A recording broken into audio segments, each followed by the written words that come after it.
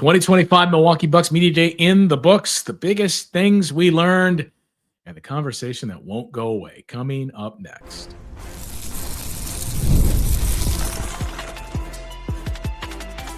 You are Locked On Bucks, your daily Milwaukee Bucks podcast, part of the Locked On Podcast Network, your team every day. Welcome into Locked On Bucks. My name is Justin Garcia, joined as always by Camille Davis. We thank you for making this your first listen of the day, each and every day. And again, Camille, you can find me on the Bucks Radio Network starting next week as the season is here. Next Monday in Miami, the Bucks tip off the preseason against the Heat. We can hear you every Monday night on the Locked On NBA show and the Technical Foul podcast as well. Speaking of Monday, it was Media Day earlier today, and this was, without question, the most unique Media Day I've been a part of. I don't even know how to sum it up. I mean, there was this kind of weird feel to it to begin with, given what we talked about on yesterday's show and throughout the offseason too, that this a different direction for this team. And you think about when major changes occurred, there was a ton of anticipation, rightfully, or you get why, I should say, with the Damian Lillard acquisition. The Drew Holiday trade, there was no in-person media day then because of COVID. And this one was not on those levels, but in terms of, hey, this team is going to be different, it was up there. And then it just kind of took on a weird feel when we learned, an hour into it, that Giannis was not here. And first of all, I should say, so we had it confirmed from John Horst when he was speaking, Giannis is not going to be here. We're hoping to get him on a Zoom call because he has COVID. I was with our guy, Monis Khan, earlier in the day, who runs Bucks Plus.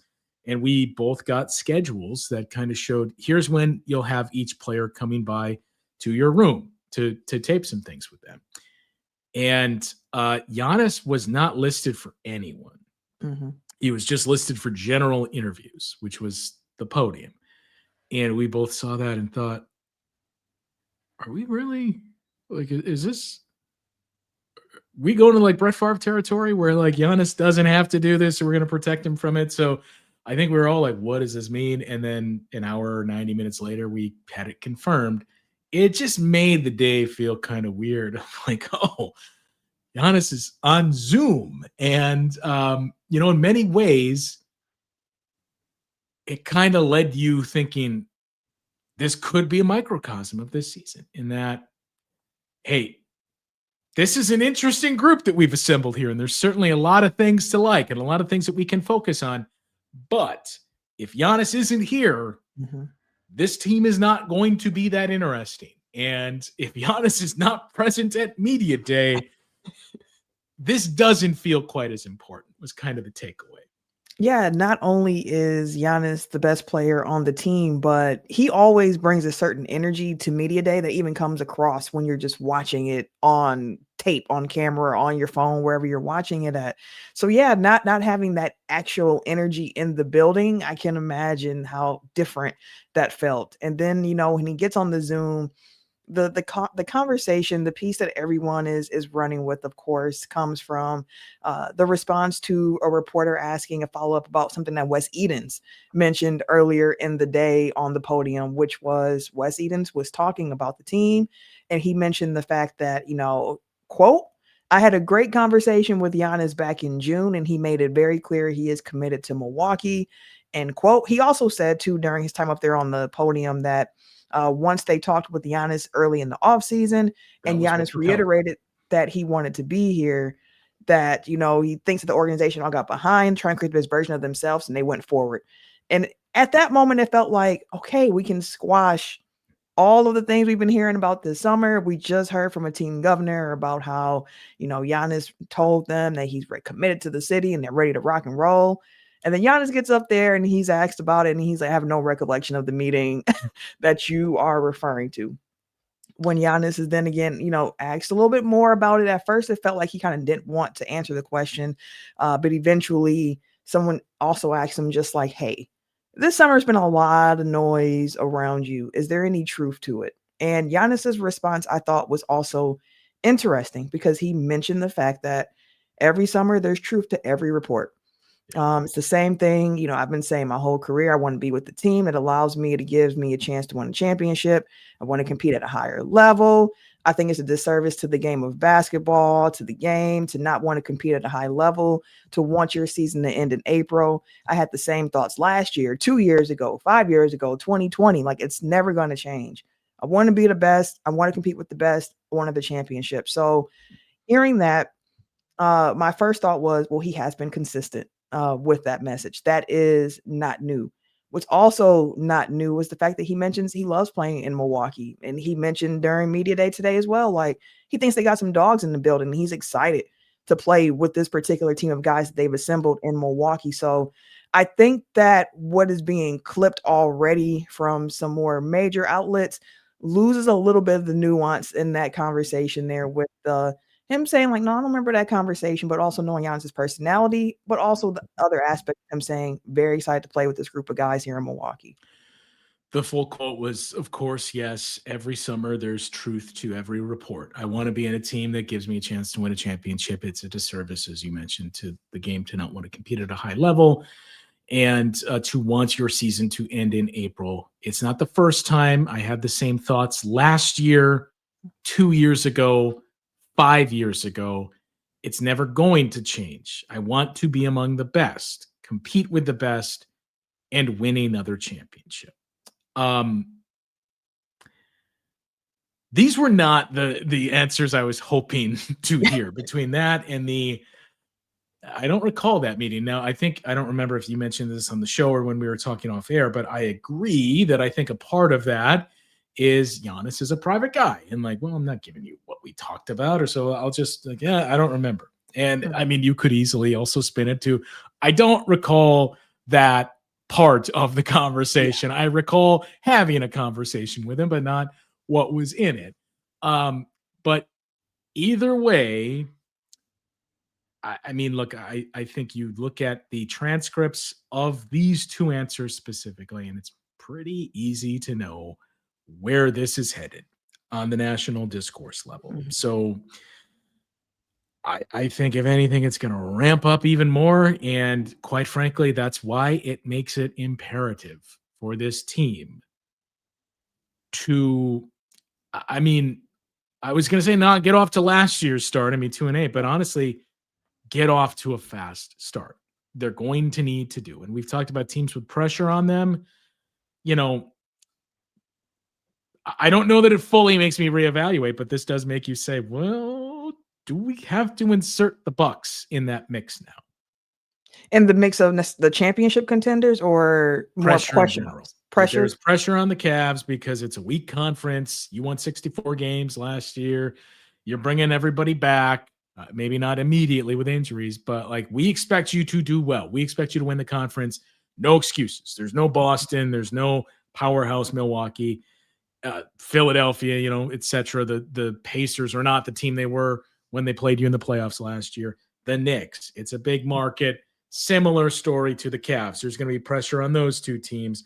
And we kind of thought pressure-free zone for the Bucks given that, but to hear this, to see this on media day, it ratchets up the pressure now to say, look, don't make him keep thinking about it, basically, is what the narrative is going to be.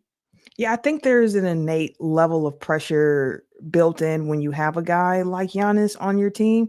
Not only because the rest of NBA values him, but you also know that he is uberly competitive. And that he does want to be in a winning situation, and best laid plans sometimes don't actually go according to plan.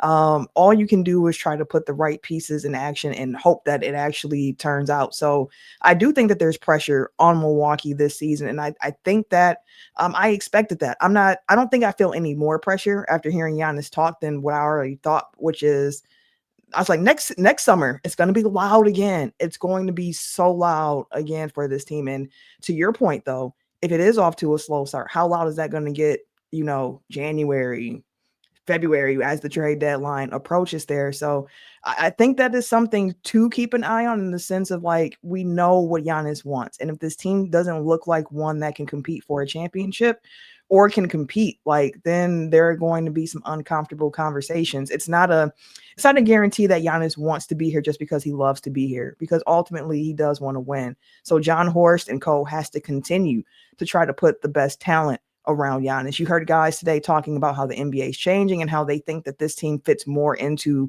the modern box, and hearing Doc and John Horst in particular talk about how they approach the offseason and things that they're looking for this team, if executed properly, could be something to keep Giannis happy here in Milwaukee, where they can actually continue to compete.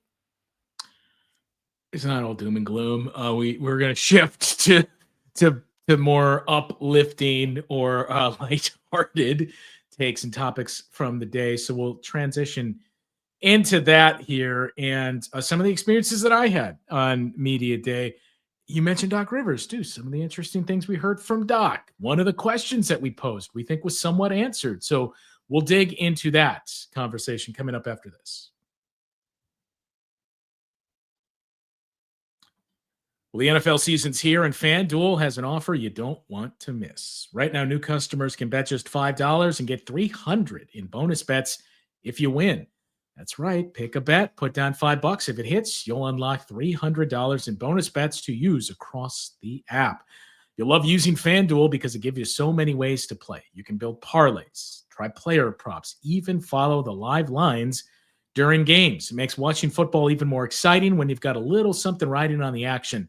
Whether you're a casual fan or you love diving into the stats, FanDuel makes the game day experience so much better. So what are you waiting for? Visit FanDuel.com to download the FanDuel app today and get started.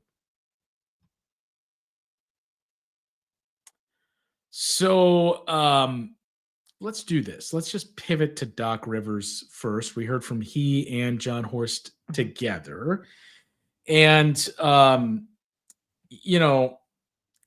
we asked, one of the questions that we had coming into this that we wanted to get some clarity on was the defense. And how's it going to be different? What are you going to do differently? Is it going to be a drop defense? We can combine some things that we heard from Miles Turner. And if Miles Turner has to say, maybe some drop, but we're not really going to play a drop defense. But what I found to be interesting was, granted, it may be, well, you can say that now, but I don't know, in looking at the roster and how this team was set up, yeah, I can see it.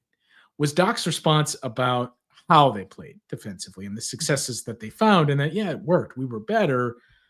But I believe his line too was he had the conversation with John Horst, like, we cannot win this way. We can't keep playing this way. I don't think he used this exact verbiage, but you read between the lines, we need wholesale change. And his point was, yeah, we got it to work better than it was before, but we're passive.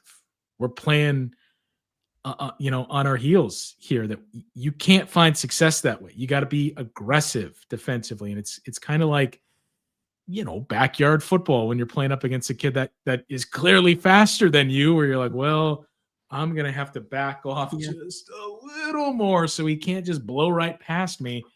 And then they just run a shorter route and they beat me that way. Like, it's death by 1,000 cuts. And that's, I think death by 1,000 cuts may be a bit harsh for how this team performed defensively last year, but that's kind of what Doc was getting at.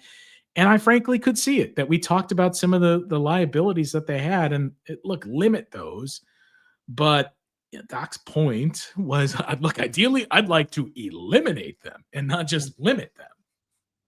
And it's understandable, right? I think the exact quote from Doc, as I transcribed it, he said that John knew, we talked about it, I felt strongly that it's hard to win the way we're going to play at the pace we're trying to play at. I felt strongly that to take the next step, we need more speed.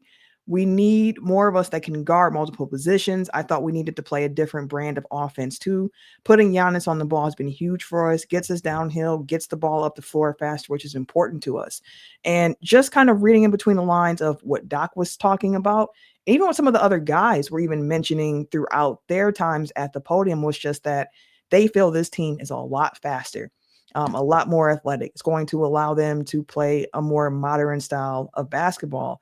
You mentioned Miles Turner, and he was like, yeah, like a little drop, sure, but I'm not necessarily a drop big. Like, I'm a bit more aggressive at the point of attack. I like to get out and attack the ball a little bit more, and at times switch out and defend on the perimeter as well. Like, that's quite different for a big to be talking like that based on what the Bucks have been accustomed to over the last few years here with Brook Lopez, who was like a drop coverage master.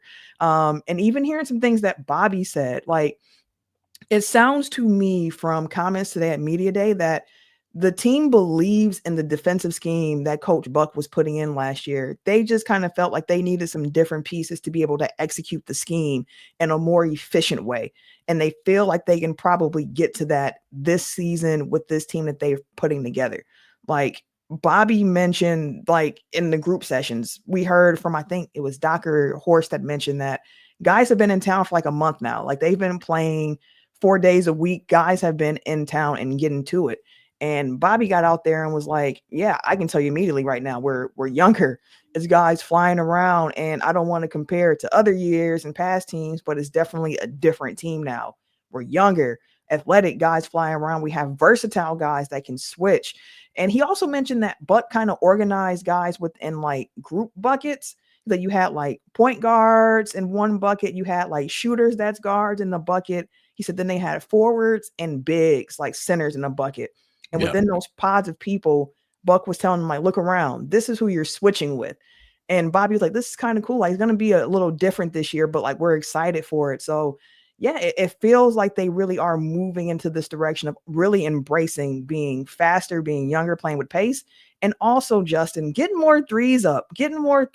And they feel like they can utilize their athleticism to do that too.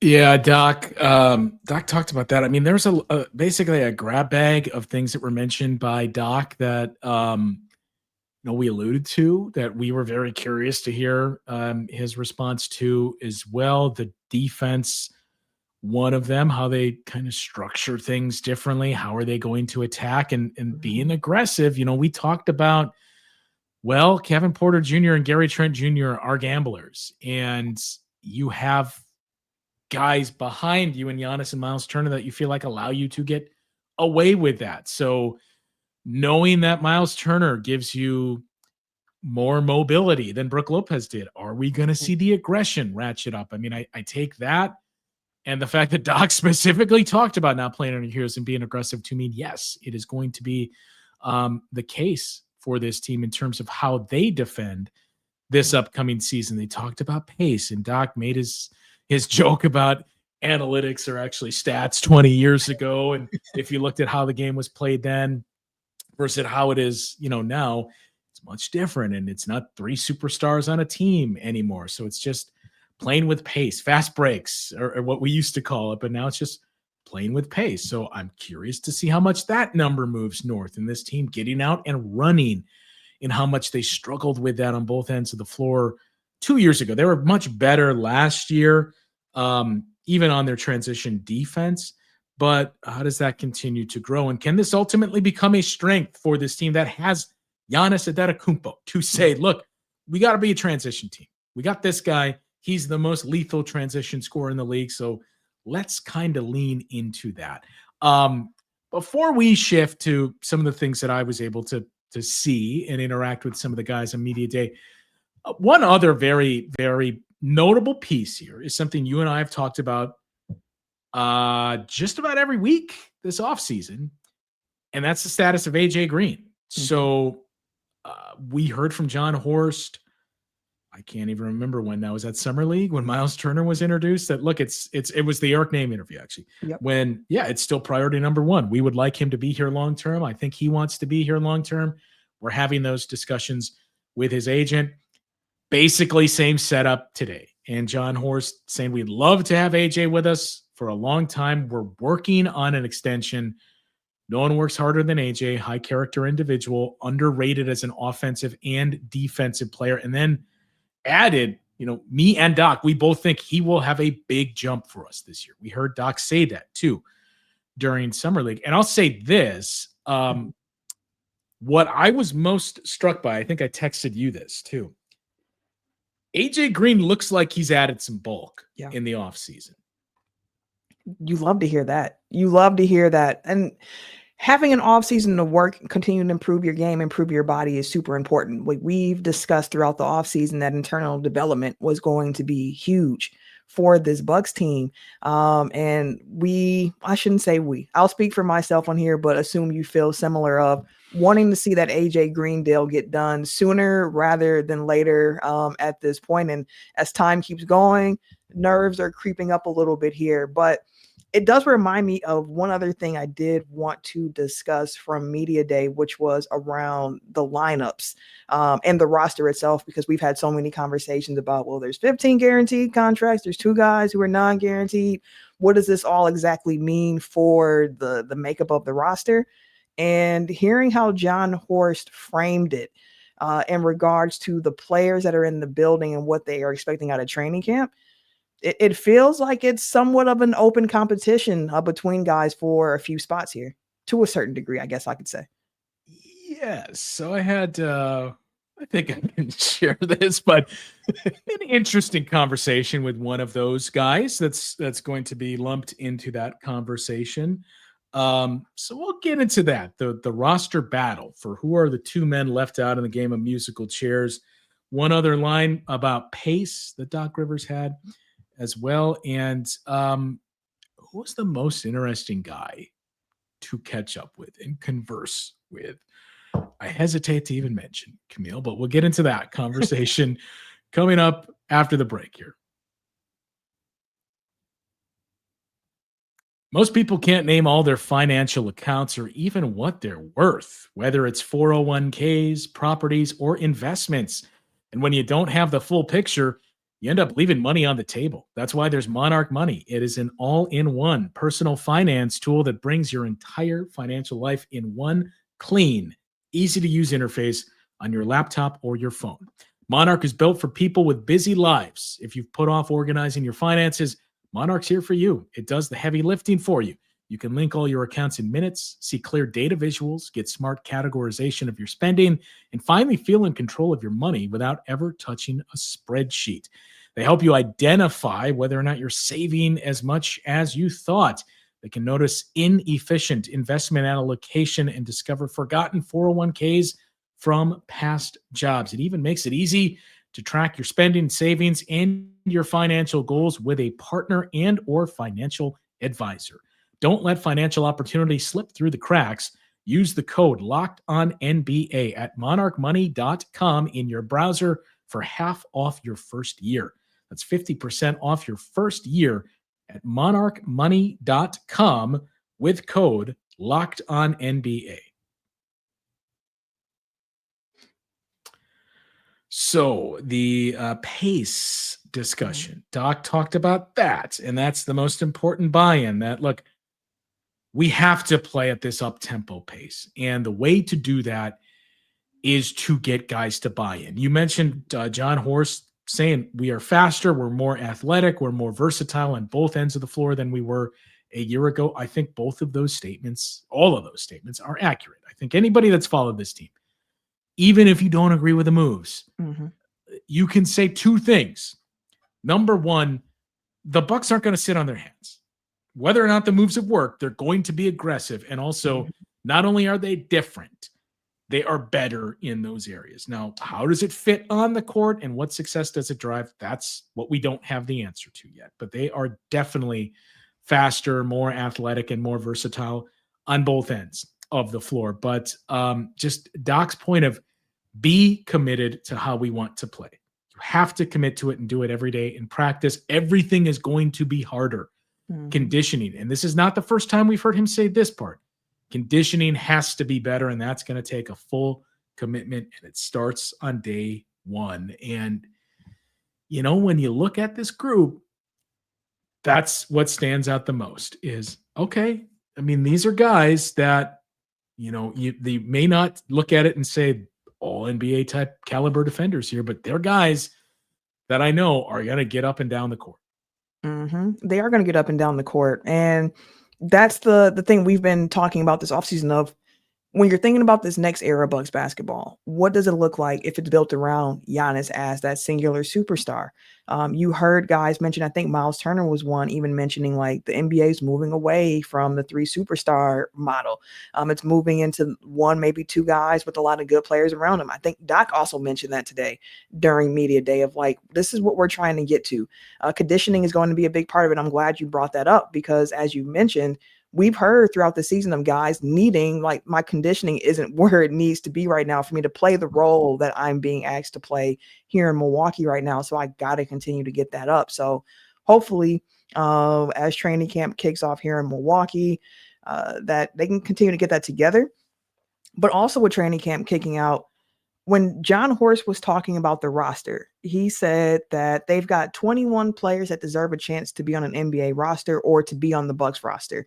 And he, of course, said, like, obviously, we're not going to have 21 of them. You only have 15 plus 3 two-way guys, so 18 guys in total to form the roster. But he mentioned, like, it's a really competitive camp, and we knew that going into it.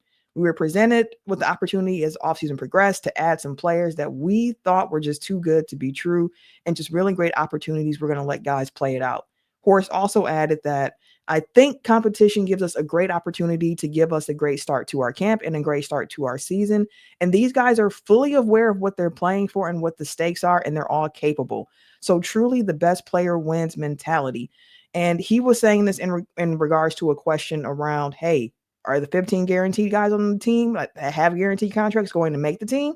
And Horst let it be known, this is an open comp. We really do want the best of the best to be a Milwaukee Bucks. So we'll see how that shakes out throughout training camp and the preseason. All right. So you got a couple guys that, what, 4 guys fighting over 2 spots, we think?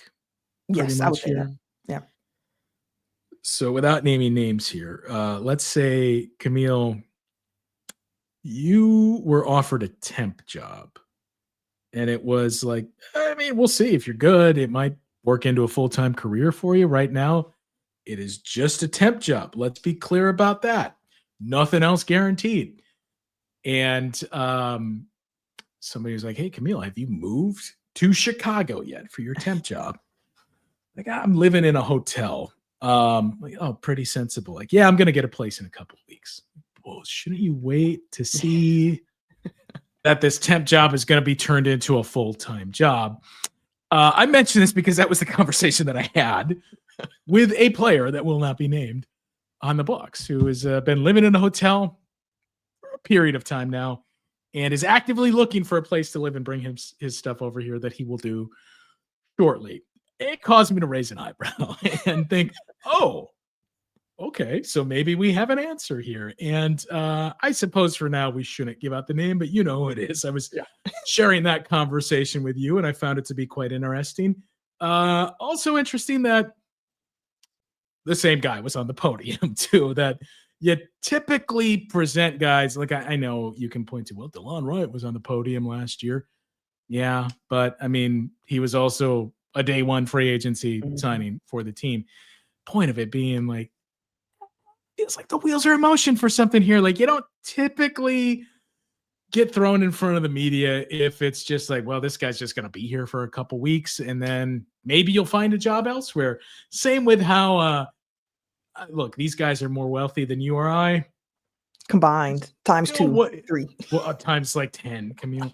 I still wouldn't just throw away money at renting a place in a city I'm not going to be in if I didn't have a pretty good feeling I am going to be in that city.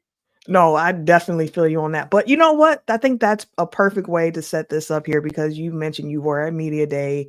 You had some media obligations through the Bucks Radio Network here. As we get ready to wrap, and you just had some interactions with some of the guys on the team. Anyone who stands out to you personality-wise or just like a fun story from Media Day on your end here? Okay, so I should say it's gotten to the point now that, you know, a lot of the guys that I would converse with, and not like I don't travel with the team. So I'm not conversing with these guys anywhere near as frequently as Eric Name or Dave Kane or Marcus and Lisa. But I don't know, like 4 or 5 years ago, like from 2018, when this team really, the Bud and the Giannis era, let's call it, from that point until like COVID, I had a pretty decent relationship with a handful of these guys from being at practices and stuff. Point being, those guys have just kind of fallen off the team now. It's just, what, 3 that are left from the title year, and 1 left and came back out of those 3. So it's like a new group where you're kind of the new kid in school of, oh, I guess I got to get to know these guys. So like that was the most interesting part of the days. What I had to do with them is just get him to record some liners for the Bucks radio network. And we do starting lineups for games where you'll hear the guy voicing, hey, Gary Trent Jr. and whatever else he wants to say, if it's college or hometown. So I got him to voice all that stuff. And like this, for these guys, was the easiest thing they had to do all day, because you're going through like photo stands. Some of them had to do NBA TV and ESPN and national interviews. Bucks Plus, Monas was there working on some stuff. Thanasis somehow had his podcast there. I'm not sure how that worked out. So it's like one by one a Bucks car wash where it's longer stuff. The junior reporters, one of the big hits from last year, are back. Yes. So they had them. And then here's me. It's just like, dude, I literally need like 90 seconds from you. And for a lot of these guys, like they would have time to kill. So it was just the 2 of us just, shooting the bleep afterwards and catching up in the case of some of them. But there was one that this was the first time I talked with this player to this level. And I found myself just leaving the conversation like, wow, I really enjoyed talking to that guy. Are we going to tell the people who that guy was, or is it a cliffhanger, Justin? It was Kyle Kuzma. Yeah. He was just incredibly personable. He was the guy that initiated and wanted to like find out where things are. Like we were talking about, first of all, there's the like, well, that guy was really easy to talk to. And then you remember some of the stuff that he said. We're like, dude, we just can't relate. We were talking about where can he go after games, not for nefarious reasons, but like to get food and stuff like that. And talking about how things closed down in the city too early. So I gave him a few ideas. He had one as well. And then he was like, well, I don't really need it. I have a personal chef that stays with me. Like, well, I guess you got me there. I mean, the one that I talked to AJ and a few others about it too. He traveled because he'd said he just got back to Milwaukee within the last couple of weeks.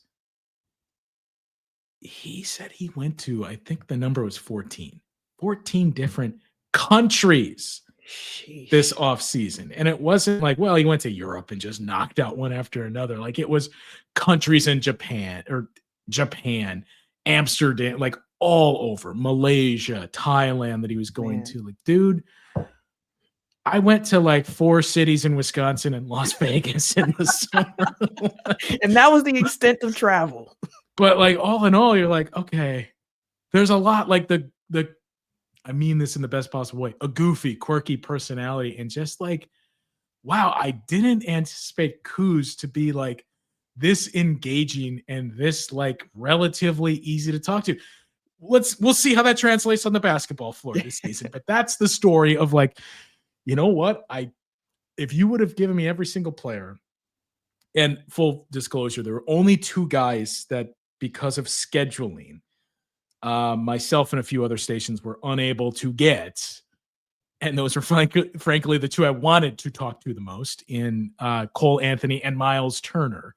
But still, I would have thought there's no way I'm going to put Kyle Kuzma that high. I've like really enjoyed talking with him. Yeah, I love that. See, and those are the type of interactions too that I love that you can bring on to this show for other listeners, because I know I find that type of stuff really interesting, of like just who the guys are behind the jerseys and hearing more about them too. So that level of just kind of like, dang, he's a cool dude. Like I love hearing stuff like that too. So, media day, first day of school, not just for some of the new players and some of the players who are returning and seeing everything is, but as you mentioned, for you and the media and fans as well, getting to know all these new guys. So with Media Day 2025 in the books now, it's almost time to talk about basketball, Justin. Yeah. Almost. We still have to talk to Frank too about Media Day and just how things have been going. But man, we are getting really close to the regular season, the preseason, and I'm just excited to start talking about basketball. And last thing I'll say, Justin, because I see the hair is still here.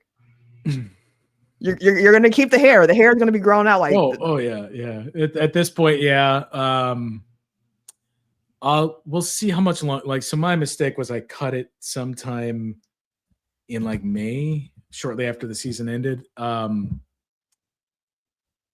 It's not like, we'll see how it goes this next month. Where it's like, nah, it's getting to be too disheveled here. Like, I just trimmed the sides, but yeah, I think we'll keep it going for now until it just becomes unbearable. I should also throw out too, Mark Sears, also a pretty fun hang to get to know him, and he was talking about the whole Alabama and how they have sports there, and just the general feeling of how basketball is viewed versus football. And like, the one thing we all have in common is we hate Auburn, which was pretty humorous there. Jericho Sims, a big car guy, loves to work on cars, and a lot of cat guys on this team.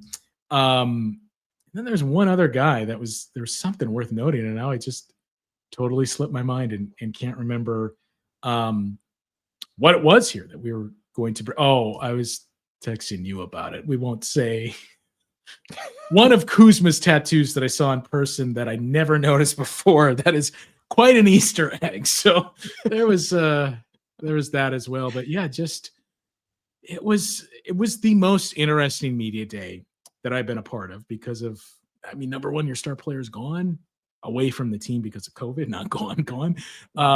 And just the way everything kind of felt with like how this team is going to be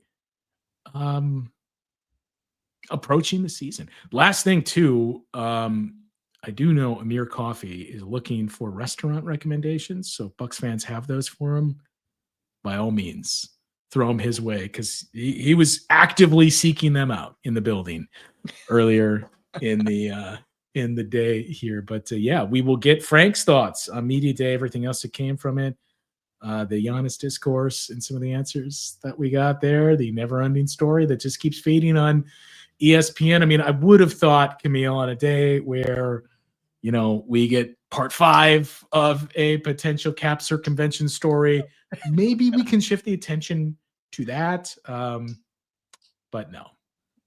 Nope. And it feels like every time Pablo Torre comes out, people act like it's when Kendrick and Drake were beefing. Live was like, the new Kendrick drops, like that new Pablo drop. There's more information about the Clippers. And I'm like, how much more can this man dig up?